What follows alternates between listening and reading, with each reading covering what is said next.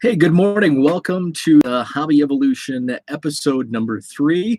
Today it's Sunday, August 2nd, and going to be discussing Saturday's mail day and a preview of today's blowout sale. I've been teasing it the last couple days on Twitter, and today on this episode, I'm going to show some of the items that will be up for sale. So first things first, let's get to Saturday's mail day. 3 packages arrived in my mailbox on Saturday, a total of 997 Cubs cards, which puts me at just under 469,000 Cubs cards. So Jeff in Michigan, he's been a common trader. We've swapped Cubs for Tigers for probably going on 2 years now. So we do PWE trades. Usually between 5 and 10. Cubs and Tigers are changing hands. So he recently opened a box of 1994 Topps. So he had some duplicates. Cubs duplicates, 11 total from Jeff in Michigan. So thanks to Jeff. Bobby in Gilbert, Arizona sent a box of Cubs, about 122, even alphabetized. That's awesome because I do alphabetize by player when sorting my Cubs collection. So it makes it a little easier when I can pull a box that is already sorted by player last name. So that's cool. So he also included a note, which is really awesome when traders send notes, especially who they are, whether it's via email or Twitter, every once in a while Facebook. It also outlines some stuff that he would like in trade. So this helps me. Sometimes I will admit I lose these notes, and that's my fault. But if you leave a note, that's awesome. That really helps me out. I can outline it in my spreadsheet that I keep, and especially tracking down. I get a lot of DMs, so it's hard to track down different trades, especially a week or two after the fact when I'm playing catch up on trades. In a story about that, I had a trader probably 18 months ago send me a few Cubs cards, and he sent me a self-addressed stamped envelope to send back a couple Bobby Parnell cards. And Bobby Parnell is a player that I'm not going to have sorted and readily available to just pull a couple cards. And he's also not in any recent sets where I can just pull a box of 2017, 2018 and sift through and look for Bobby Parnell. So I kept it on the side, and in one of my cleanings, lost the self-addressed stamped envelope, and I was looking for it. I searched my email, could not find the email that he sent. I put out some call to action on Twitter. Nobody knew the Bobby Parnell collector. I even wrote a blog post looking for the Bobby Parnell collector. The reason I couldn't find the Bobby Parnell collector was because he's not a Bobby Parnell collector. No, he was doing it as a joke to one of his buddies. I guess they had a Bobby Parnell back and forth. So he actually wasn't, collecting Bobby Parnell cards. I eventually did track down his email and sent him a note. Hey, I've got a pile of Bobby Parnell cards for you. So that made me feel better. At least I, was able to find and communicate, hey, I've got the return. I ended up finding over the course of this 18 months about 15 or 20 Parnell cards. So had them in a stack ready to go. And then it took him, he didn't respond right away. But in the time that he did email me back, I found the envelope and his address. So I was able to send off a bubble mailer with about 20 Bobby Parnell cards. Once he found the package, he did check his email and sent me a note back and told me the story behind it. So that was fun about, losing someone's address and unable to communicate, but then finally being able to both reach out and then find the address and send the cards. So it is difficult sometimes when there's not a note attached, and I will admit that I do a terrible job at recording addresses when they come in, and that's something that I need to kind of expand my spreadsheet to include addresses. So that's something I'm working on. I started this 2019, and then I kind of did some tweaks in 2020. So 2021, I will expand further to incorporate easily finding addresses for return trades, and also in discussing trades. I have a whiteboard behind me, behind the camera, that in some instances I have a trade with someone that I was sorting, just sorting boxes, and I came across a Quad City Thunder, which was a Continental Basketball Association team, and Isaiah Thomas owned them. And I found an Isaiah Thomas Quad City Thunder card, and an Isaiah Thomas collector saw that tweet. I had already put it back into the box after he told me, or I had it set aside in a box. So it's still in a box somewhere in my closet. So I feel bad for not finding it, and eventually I will come across it, and I will send that out. So that's also, I have learned when sorting and taking a picture of maybe a unique card, or a funny card, that it seems like 80% of the time someone will reach out and want that card in trade. It's happened so many times.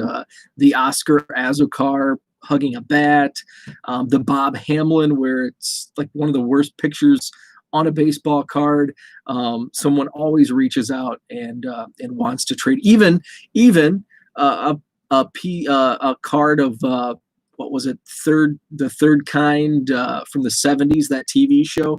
I had a stack of beat up cards that one of the cards had a stick of gum, like the whole piece of gum stuck to the card. And someone reached out, and they actually sent me like 100 Cubs cards for that one 77 Tops Adventures of the Third Kind, or whatever TV show that was, with a stick of gum attached. So I digress. Let's get further to the trades. The last trade package blew me away. Andy in Minnesota sent me a box of Cubs. Let's see, 864 to be exact. And the 930 count box was had to be taped because it was brimming from the top, and just thought there was a bunch of 89 Bowman stuck in there. No, not the case at all. Great package. Blew me away. Was not expecting the contents that arrived. So it'll take me some time to gather up a good return for Andy in Minnesota. A Topps update, Ryan Sandberg. This is the image variation, I guess, to update series number 10 card. A couple of these. This is Ed Rulbach, who played in the early 1900s. He's got a few T206 cards. This is from TCMA 1987, Baseball's Greatest Teams, the 07 Cubs. And there were a few of those, so I just wanted to show off one. I don't believe I have any of those cards from that set in my collection, so that's neat. Another card new to my collection, Ernie Banks, also a TCMA. This one, 86, Robert Steven Simons Superstar card set. So that's a pretty cool Ernie Banks card new to my collection. Here's why the box was a little hard to close. How about that? In a one-touch, Ian Happ, Topps Finest autograph. Very cool. And Ian Happ's having a nice season so far. Eloy Jimenez. This is graded by GMA. It's his first Bowman, a GMA 10. That's really cool. And how about this? A Ryan Sandberg graded by GMA, GMA 6 Rhino rookie card. Very cool. And then another card that was in the top of that, one of my all-time favorite Cubs cards. And ironically, I've been tossing around the idea of my top 5, maybe top 10 favorite Cubs cards of all time. Now, this isn't like my recent blog on my most wanted cards. Most of these cards I have several of, but 3 of my all-time favorite Cubs cards were in this box. And, a few of my favorite Cubs cards are actually commons, and I'll get to that in a moment. But in a one-touch, one of my all-time favorite Cubs cards is the 1984 Don Russ rated rookie Joe Carter. And I have several of those in my collection now. It was a tough card to get as a kid on a $3 a week allowance. I think this booked on Beckett for like $8 back in the day. So was never able to afford that as a kid. But now I have a few, and I have a one that's autographed and authenticated, slabbed authenticated. So one of my all-time favorite Cubs cards. Now, also growing up in the late 80s, early 90s, it was hard to get your hands on 1970s baseball cards. The 70s seemed ancient, and now looking back, it was only 10, 12 years ago. But the Big League Brothers card, Rick and Paul Russell, and their names are actually swapped. Rick is actually Paul, and Paul is actually Rick on this card. And this was a favorite card. I first laid eyes on it in one of those Beckett like annual books, or I don't even know if it was Beckett, but one of those annual price guide books. And I think 1977 Topps was that was the image they used to have the prices.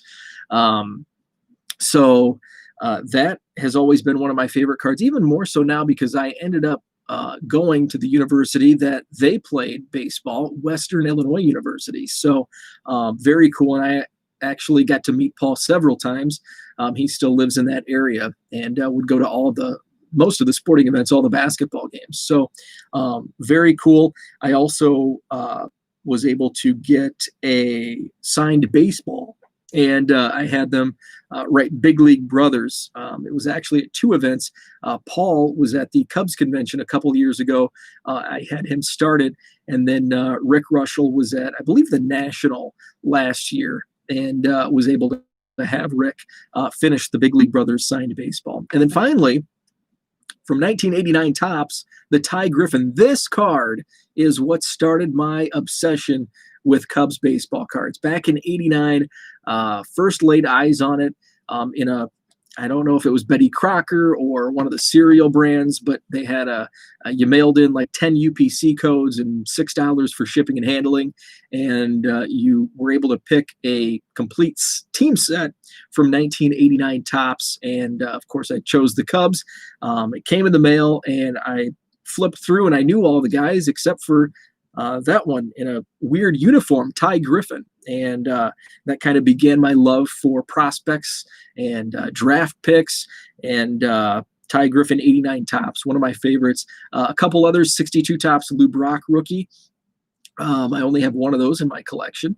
And the 1985 Topps #1 draft pick, Sean Dunston. So those are probably my 5 favorite Cubs.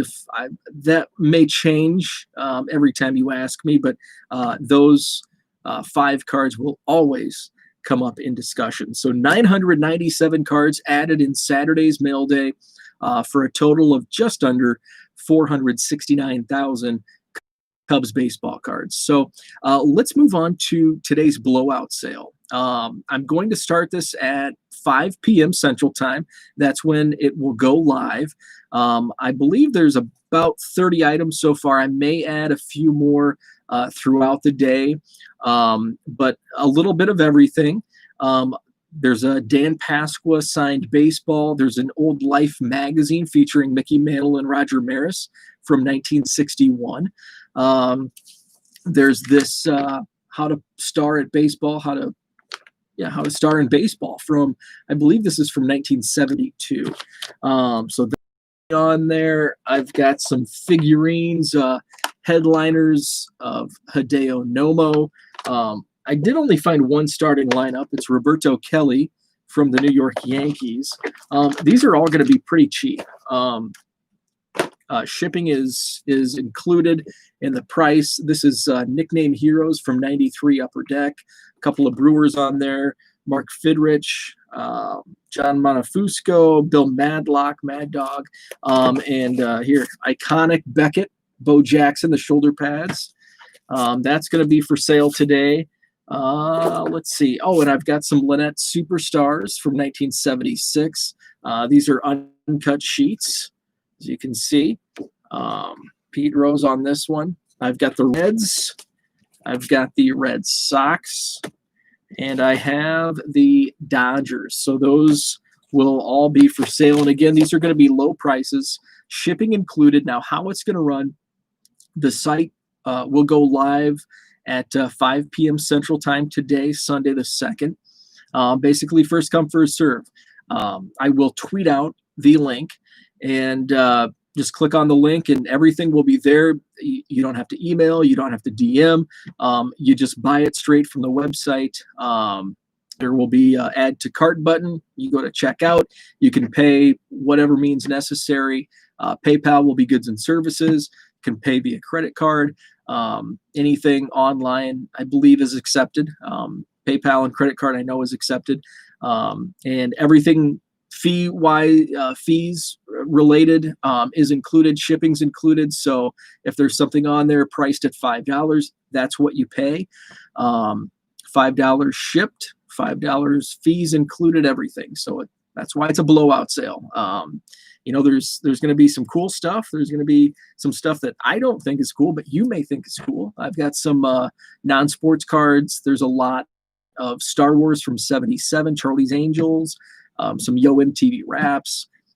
So just a bunch of random stuff that I have sitting around that I want to get rid of, and going to have a blowout sale. So I will tweet out the link, and again, that will go live at 5 p.m. So approaching the 20-minute mark here on the Hobby Evolution. That's going to wrap things up. Tomorrow on the show, we'll be back at an earlier time. Did sleep in on this Sunday, so that's why it's coming to you a couple hours later than it normally will. Monday through Friday, you can set your watch that this Hobby Evolution series will start at 7:30 a.m. And then on the weekends, it may vary. I think yesterday we went live at 8:30. Today it's 9:20. So tomorrow morning back at 7:30. And we'll not have any mail days to highlight, obviously, today being Sunday. But we'll talk about what's going on in the hobby from this point forward over the next 24 hours or so. So, hey, thanks for tuning in. And again, 5 p.m. today, 1millioncubs.com is the site where the blowout sale will begin, 5 p.m. Central Time. I will tweet the direct link on Twitter at 1millioncubs. And you can also just go to the website, 1millioncubs.com. There will be a banner that you can just click through and get to the sale as well. So, hey, thanks for tuning in to the third episode of the Hobby Evolution. And we will be back tomorrow, Monday, August 3rd. Thanks for watching.